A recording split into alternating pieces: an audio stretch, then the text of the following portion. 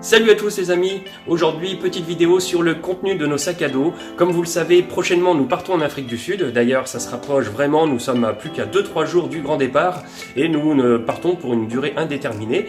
Alors nous avons déjà fait de nombreux voyages à travers le monde, donc nous avons une petite expérience déjà de ce qu'il faut amener et ce quoi prendre dans les sacs, et puis aussi de façon à les alléger au maximum, de façon à ce que le voyage soit le plus agréable possible.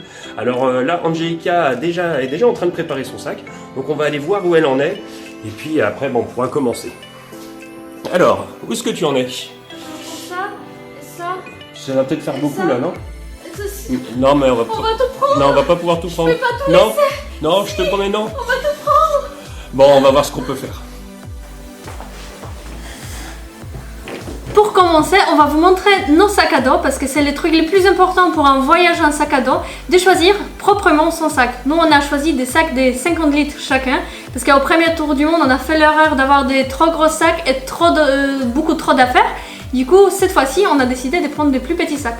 Alors, on va déjà vous montrer les sacs de 50 litres. Voilà, c'est des sacs tout simples avec une grande poche principale à l'intérieur. Voilà, je sais pas si on voit bien, ouais. Il y a une petite poche en plus au-dessus. À l'intérieur, on peut mettre pas mal de trucs. Et puis aussi, tout en dessous, vous avez la poche pour mettre en général soit les sacs de couchage ou bien des chaussures, ce qui est bien pratique. Et puis des petites poches sur le côté. La mienne, c'est un peu préparé. Le sac aussi, il y a une poche en bas pour mettre un sac de couchage. Ici, il y a aussi une ouverture ici. Si on veut vite fait sortir une affaire qui est un peu plus bas pour sortir. Donc c'est très pratique. Et à part ces gros sacs qu'on aura sur les dos, on aura aussi des petits sacs, chacun une petite sac devant pour mettre tous nos petites affaires. Donc celui-là vous le connaissez déjà, je crois qu'on vous l'avait déjà montré dans une précédente vidéo. Donc c'est un petit sac spécial justement pour la photo. Donc ici on peut mettre l'appareil réflexe. Ici, là ensuite vous pouvez mettre les objectifs et puis pas mal de choses parce que c'est assez profond. Puis vous avez aussi des poches sur le côté, et là ce qui est important c'est qu'il y a une poche aussi, qui est une grande poche latérale sur le côté, qui s'ouvre, qui fait l'ouverture, et là on met justement notre PC portable qui rentre juste pile à l'intérieur, donc c'est bien pratique. Moi je prends un tout petit sac, parce que c'est le sac que pour les sorties elle est pratique, parce qu'elle n'a pas l'air grande, mais au final on peut mettre beaucoup de choses dedans, pour faire des petites balades ou dans la forêt, dans les montagnes, ou même les balades dans les villes, ça passe partout. Donc au lieu de prendre, il y a beaucoup de gens qui prennent une petite sac à main pour sortir dans les villes, ou une petite sac à dos pour sortir dans les montagnes. Ça je trouve c'est plus pratique faire les deux dans une. Donc pour commencer, dans mon petit sac, je vais vous montrer tout ce qu'on va prendre. Donc déjà, je vais prendre les stabilisateurs pour notre voyage, pour pouvoir filmer les vidéos pour vous. Donc c'est là où on met le portable dessus. Voilà. Les très importants, les documents, nos passeports, les permis de conduire international, les billets d'avion, tout ce qui est nécessaire, les cartes, tout ce qu'on a besoin, tous les documents importants. Et bien sûr, on fait une copie de nos passeports. Il vaut mieux toujours avoir une copie de nos documents, avoir dans les grands sacs au cas où si on perd, on se fait voler nos documents pour justifier notre identité. C'est très important. Après, on va prendre des coussins pour l'avion. C'est les petits coussins. Je vais vous montrer, c'est des petits coussins qui sont gonflables. C'est très pratique parce qu'après, pendant les voyages, ça prend pas beaucoup de place, c'est minuscule. Comme ça, on peut les gonfler dans l'avion pour poser la tête, bien sûr, comme ça, et être plus confortable dans l'avion. Donc après, quand on est en voyage, on n'est plus dans les transports, ça prend tellement peu de place qu'on peut les mettre dans les grands sacs, donc c'est très pratique. Si on fait des transports en commun aussi, c'est bien pratique dans les bus et tout, ça évite de se casser la nuque, de se casser le dos. Après, je prends des lunettes de soleil, parce qu'en arrivant, ça va être important. C'est très important, surtout quand on va dans les pays exotiques comme nous. Bien sûr. iPod avec la musique, plus les écouteurs pour nous deux, parce que c'est aussi important d'avoir un petit peu de divertissement dans les transports. Des écharpes, une pour moi, une pour Julien, bien sûr c'est important dans les transports, surtout quand il y a la climatisation à fond et vous avez besoin d'un truc pour mettre sur les coups, c'est pratique. Bien sûr, j'ai pas les mots pour mon cadeau de Noël. Pour pouvoir comprendre les gens et communiquer avec les gens rien qu'en arrivant à l'aéroport. C'est pas obligatoire, mais bon, nous on l'a, donc ça peut être... Et un carnet de voyage avec un stylo pour faire des petites notes. Noter les adresses, les tout. Même votre voyage, pour en parler. C'est au tour de mon sac. Alors comme vous pouvez le voir, c'est un petit peu plus de l'électronique. Alors on vous avait déjà d'ailleurs fait une vidéo sur le sujet de tous les appareils qu'on utilise en voyage, que ce soit les appareils photo, les caméras et puis les ordinateurs. Donc on vous invite à aller la voir, je vais vous mettre le lien juste là-haut. Alors nous avons justement le petit drone, c'est le DJI Spark. Donc il prend vraiment pas de place avec ses deux petites batteries. Il y a bien sûr la télécommande qui va avec, donc pareil, elle ne prend pas non plus beaucoup de place. Ensuite, nous avons de l'appareil photo que nous allons vous montrer en image, juste là. C'est cet appareil qui nous filme en ce moment qu'on va prendre. Voilà, donc il faut compter qu'il y a le micro avec qui rentre dans le sac, bien entendu, plus son objectif, donc ça c'est un objectif 70-300 qui va avec. Ensuite, ça c'est le pare-soleil qui va dessus. Alors après, on a le petit appareil jaune là, c'est un petit appareil qu'on nous a prêté juste pour le voyage là, parce que notre GoPro nous a lâché il y a quelques jours, on l'a testé pour voir un petit peu comment ça se passait et elle ne fonctionne quasiment plus, elle marche une fois sur deux, donc vous ne pouvez pas risquer. Et cet appareil, l'avantage c'est qu'il va sous l'eau, donc c'est un petit Nikon Coolpix et il est bien pratique. Il est bien pratique, il est sympa. Il est sympa, donc on peut faire des photos sous l'eau, parce que c'est surtout ça le truc, c'est de faire des vidéos et des photos sous l'eau. Et puis donc nous allons passer à l'ordinateur, donc ça c'est ce qu'on va dire, c'est la chose la plus lourde mais qui est essentielle pour notre voyage, pour vous partager nos vidéos et puis pour partager les photos. Bon, il est assez fin, bon, il est pas léger mais bon, au moins il est puissant et puis il est vraiment pratique, en tout cas pour nous ce que nous en faisons. Et puis les deux disques durs, donc ces deux petits disques durs, on en prend deux tout simplement parce que s'il y en a un qui nous lâche, on en a un deuxième et puis surtout on copie la même chose sur les deux de façon à au cas où il y en a un qui se fasse voler ou il y en a un qui est endommagé, on a toujours les copies. Et aussi on porte dedans quelques films pour des soirées longues, s'il y a la pluie ou on ne sait pas quoi faire, pour de temps en temps regarder un de nos films préférés, ça fait plaisir. Et un peu de musique. Et puis le petit selfie stick. Bon, ça on l'utilise aussi pour faire des selfies, tout simplement. Ça fait plaisir de temps en temps. C'est au tour de la trousse de toilette. Alors nous on a une trousse de toilette plutôt commune, comme ça, qui se déplie, donc on en met pas mal, avec la fermeture en bas, la grande poche. Donc nous on met principalement, bien sûr, comme beaucoup de gens, des shampoings, du savon, qu'on laisse dans l'emballage parce que ça évite qu'on en mette partout. Bien sûr des brosses à dents, dentifrice, ça va de soi. Nous la petite chose qu'on a en plus, c'est qu'on a des ciseaux et puis un peigne, parce qu'il faut savoir que c'est Angelica en général qui me coupe les cheveux et puis elle se coupe les cheveux elle-même, donc c'est ce qu'on on a un petit peu en plus. On a bien sûr un rasoir pour moi, on a aussi un rasoir plus standard qu'on n'a pas encore acheté, qu'on va acheter avant le départ, qu'on va mettre au cas où il n'y a pas d'électricité. Une brosse à cheveux bien sûr, avec des pinces et puis des élastiques pour les cheveux. Et puis nous on a aussi des boules caisses parce que selon si on est dans les transports en commun et qu'on se repose un peu ou bien dans un hôtel un peu bruyant ou autre, et bien ça dépanne plutôt pas mal. Donc à côté on a une autre trousse avec les soins, tout ce qu'on a besoin au cas où ça peut servir.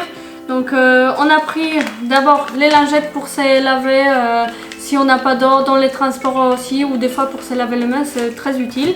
On a aussi un spray antiseptique pour si on se blesse, un spray pour les moustiques, un crème solaire et un crème hydratant. Et à côté on a aussi la biafine pour les coups de soleil. On a pris aussi anti-venin, ça peut servir. Aspi-venin, oui, exactement. Oui. Pour au cas où on se fasse piquer, ça peut vraiment dépanner parce que ça c'est bon, on sait jamais ce qui peut arriver. Voilà. On a les cotons-tiges. On a pris aussi quelques pansements, des lingettes à l'alcool, tous les trucs comme ça qui peuvent être nécessaires pour nettoyer les blessures. Un petit peu de bandages, ça peut toujours servir. De l'aspirine pour les mal de tête. Quelques médicaments on a pris, donc on va vous juste dire c'est quoi qu'on a pris.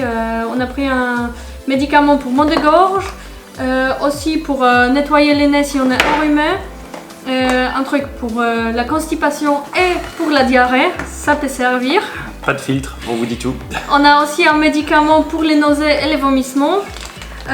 Et des petits sachets des médicaments pour les étés grippales ou pour les maux d'estomac, ça peut servir. On ne prend pas non plus trop de médicaments, juste des petits, des sachets de chaque truc, ça suffira largement.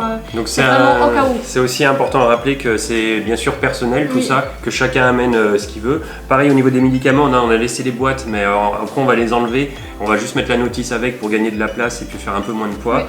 Et puis bah voilà, après chacun met ce qu'il veut, nous c'est ce qu'on pense être le mieux, c'est selon aussi notre expérience de voyage, donc on vous propose ceci. D'ailleurs on vous mettra dans la description de cette vidéo tout ce qu'on a dans nos sacs, comme ça bah, ça vous donnera une petite idée, et puis ça pourra aussi vous aider, vous de votre côté, à préparer votre voyage et vos sacs. C'est au tour des habits. Alors là, on peut dire qu'il y a beaucoup. Alors ça paraît beaucoup, mais en fait, une fois que c'est tout entassé, empilé, bah, ça prend pas tant de place que ça dans le sac. Et puis on a quand même essayé de réduire au maximum. Donc pareil, ça fait suite à nos expériences de voyage, qu'au final, on a souvent pris trop. Et puis bah, maintenant, on sait comment gérer pour avoir minimisé le poids. Alors, on va commencer donc par moi du coup. Donc moi j'ai des shorts. J'ai donc 2 shorts plus un short de bain.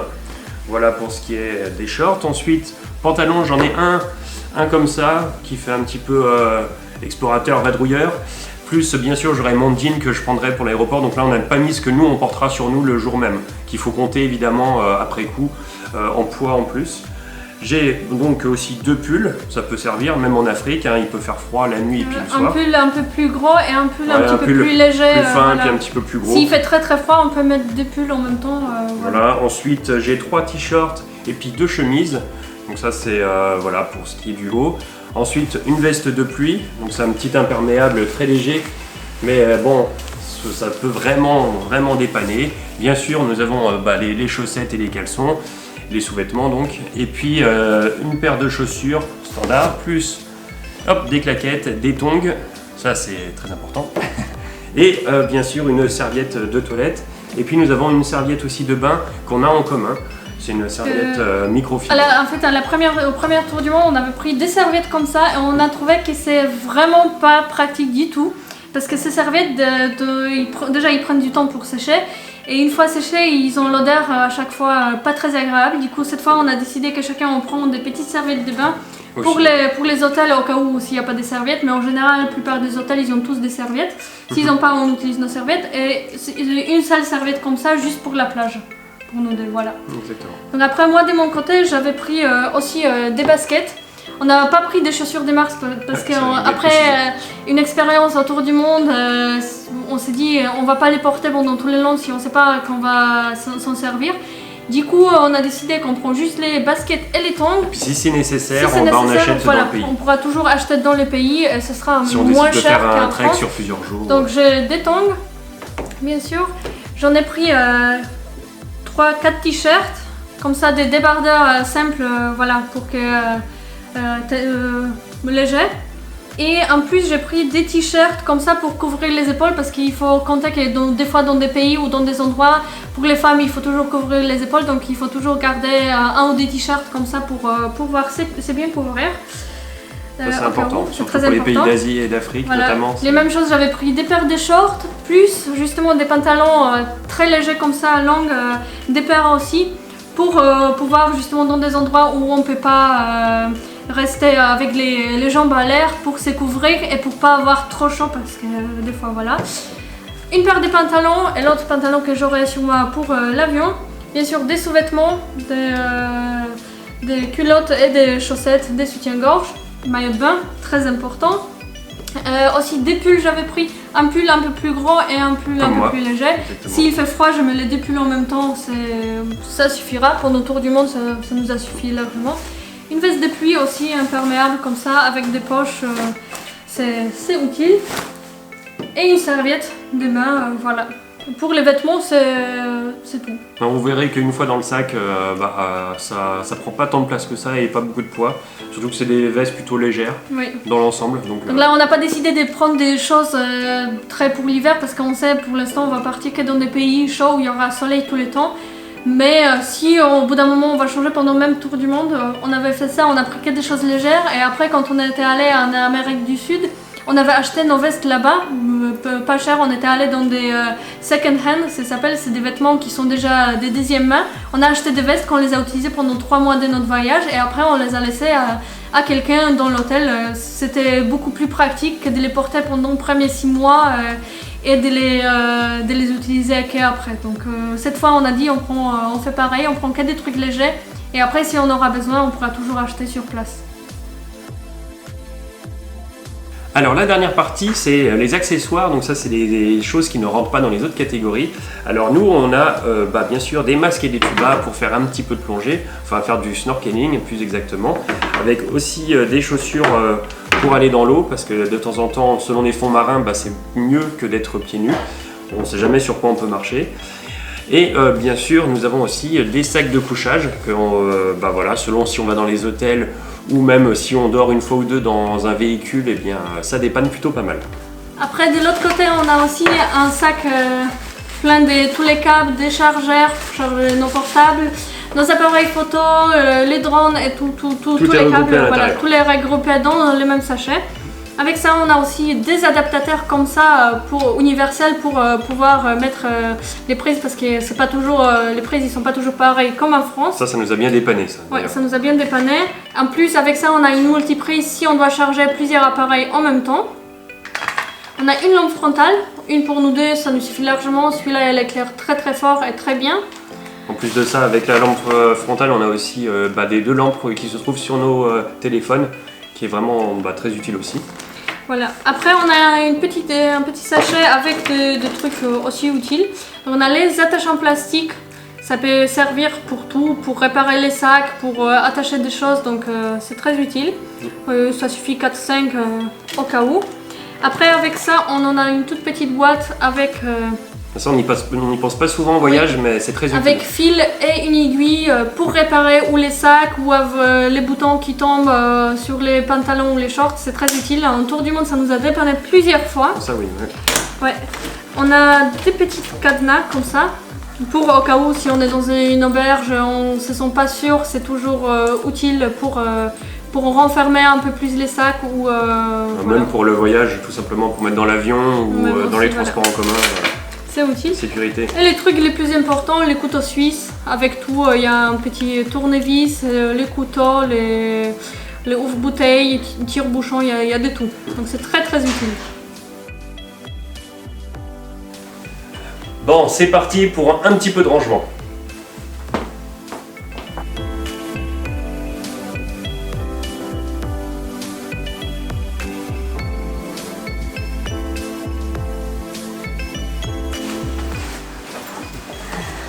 On a à présent terminé, alors voilà à quoi on ressemble quand nous sommes en voyage. Donc si un jour vous nous croisez sur la route, on ressemblera certainement à ça, du moins pas loin. C'est plus compliqué de faire les sacs pour un voyage, un sac à dos, que de voyager en van, parce qu'en van au moins on avait un peu plus d'espace quand même. Du coup on avait beaucoup plus d'affaires, donc là il fallait choisir. C'était pas facile le choix, mais on a réussi. Du coup pour mettre des sacs ensemble, ça fait 11,4 kg, donc c'est plutôt pas mal. Voilà, et pour moi 14,4. Ce qui explique le poids en plus, c'est évidemment ce que j'ai dans ce petit sac, qui est donc le PC et puis les appareils électroniques comme les appareils photo, qui font bien sûr leur poids. Mais bon, à part ça, on s'en tire pas trop mal parce que on avait voyagé la dernière fois, notre précédent tour du monde, avec 15 kg rien que dans les gros sacs, plus 5 kg devant chacun. Là c'était autre chose. C'était beaucoup trop. Mine de rien, on a beaucoup éliminé en cours de voyage, donc maintenant on sait qu'est-ce qu'il faut prendre, qu'est-ce qu'il faut pas, du coup voilà. On s'en tire pas mal. Ouais. Alors là, on est paré maintenant pour partir en Afrique du Sud, car dans quelques jours, comme je vous l'ai dit en début de vidéo, nous partons là-bas. Donc on partira de Paris mardi et on arrivera mercredi. Alors aussi, on profite pour vous dire que la prochaine vidéo sortira, à mon avis, pas avant jeudi, parce que mercredi, ça va être trop juste, on sera encore dans l'avion, donc on ne pourra pas vous faire de la vidéo. Mais après, on reprendra un rythme régulier. Voilà, où on en est actuellement. À présent, notre vidéo est terminée, donc si vous l'avez aimé, n'hésitez pas à mettre un pouce bleu, à commenter, à partager et abonnez-vous à notre chaîne pour suivre nos aventures de l'Afrique du Sud et pour nous faire plaisir tout simplement. A très bientôt, salut à tous, ciao. Ciao.